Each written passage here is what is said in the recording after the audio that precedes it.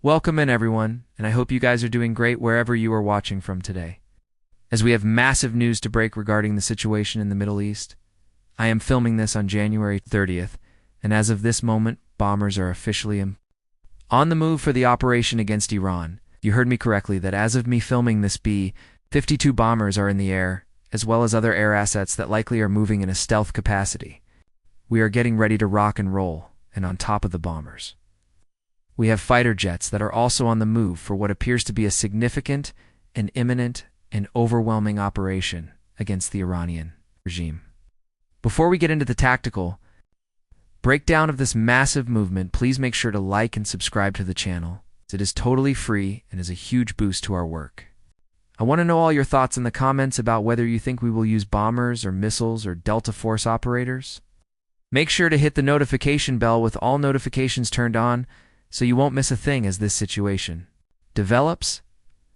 We have had rapid update after rapid update on the situation as President Donald Trump and Secretary of War Pete Hegseth continue an all-out blitz to get assets into the Middle East. We are bringing everything we have to bear, including fighter jets and logistics supplies and air defense networks and Navy ships. Previous operations like Midnight Hammer, we used the B-2 stealth bomber and the F-22 and the F-35 along with electronic warfare planes. All those pieces appear to be in play again as we prepare for this next phase. Reports indicate that two KC-135 Stratotankers and a KC-46 Pegasus have departed from Fairchild Air Force Base in Washington State. They are headed northwest supporting several B-52 long-range strategic bombers preparing to cross the Pacific. These B-52 bombers are likely bound for Diego Garcia in the Indian Ocean, which is located roughly 2,500 miles from Iran. They will join additional B-52 bombers that crossed the Pacific last night from Barksdale Air Force Base in Louisiana. The B-52 bomber can carry 70,000 pounds of bombs and is a devastating strategic asset that can split a target wide open. Diego Garcia is a critically important staging point because it is a floating military base well within striking distance of Iran, but well out of their ability to hit with ballistic missiles. We are loading it up with bombers because some of our allies do not want us to use their public airspace to hit the Iranian regime. It is the clearest indication yet that we are 100% on a footing to hit Iran.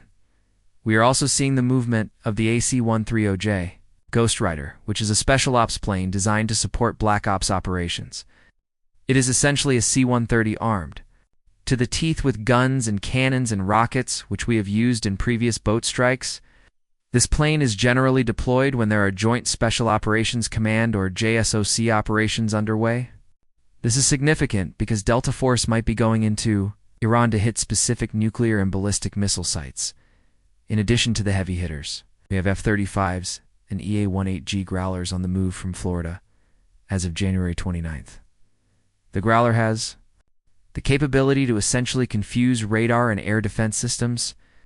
It can make it look like there are no planes in the sky, or it can make it look like there are 50,000 planes in the sky. This ensures that when the strike begins, the enemy will I have no idea what they are even aiming at. We also have C-17s continuing to move from the United States into the Middle East, carrying unknown objects, likely air defense systems. Central Command recently shared a photo of an F-18 Super Hornet on the USS Abraham Lincoln, taking off to do flight patrols to scare the Iranian border. The aircraft carrier is currently in strike position right in the region.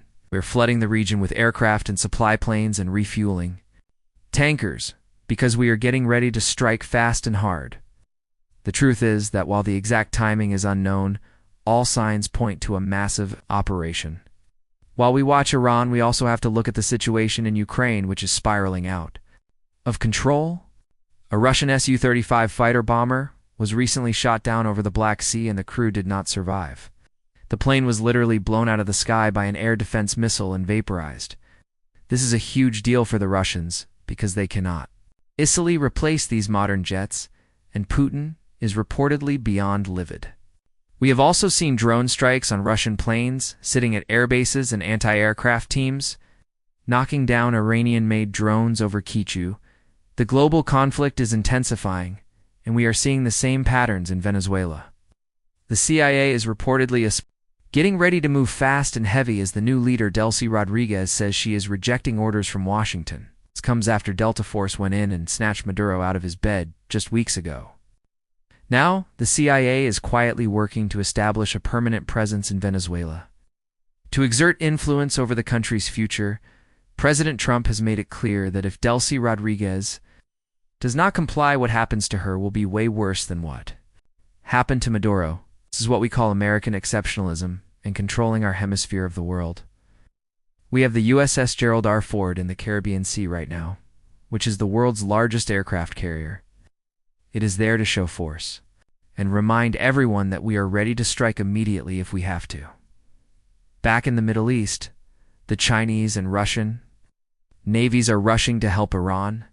They are planning joint exercises in the Sea of Oman, which is likely just cover for a military counterstrike when this war kicks off.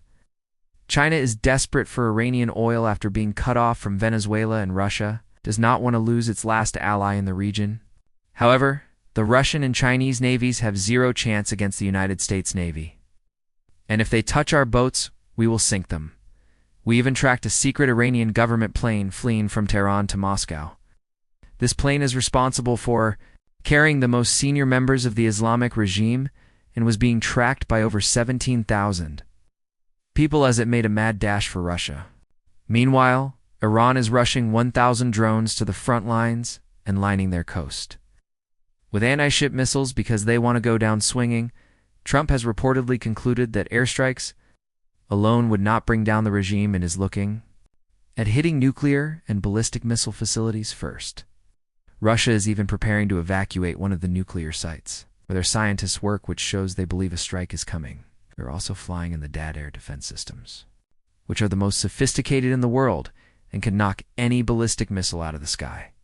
These systems will be operational within 24 to 72 hours, which matches a potential weekend strike window.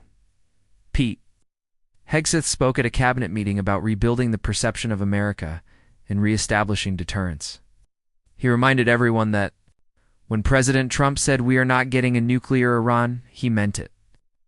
Our military is hands down the strongest on the planet, and we are not playing games.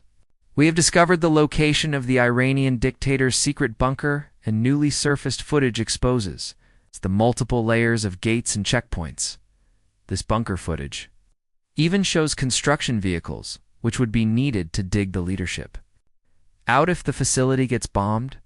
This location is likely at the top of Trump's target list. We brought the Iranians a list of demands, including a ban on uranium enrichment, and they have rejected them just like they did before we bombed them over the summer. We have seen this movie before, and it almost always ends with military strikes. Wall Street Journal reports that Trump is weighing three main options, which we can compare to cooking a steak.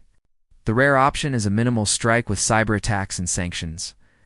The medium option hits military sites but doesn't necessarily collapse the regime. The well-done option is the big plan, which would see large-scale bombing campaigns to completely collapse the government. Given the amount of firepower in the region, it is likely Trump will go for the whole thing. The New York Times has also reported a curveball involving the potential for American special forces to carry out commando raids on nuclear sites. This would involve sending Delta Force into Iran to destroy or badly damage parts of the nuclear program.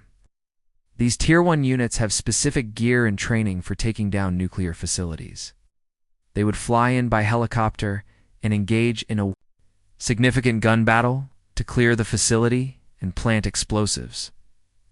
On top of the potential for ground raids, the United States is considering a total naval blockade of oil exports.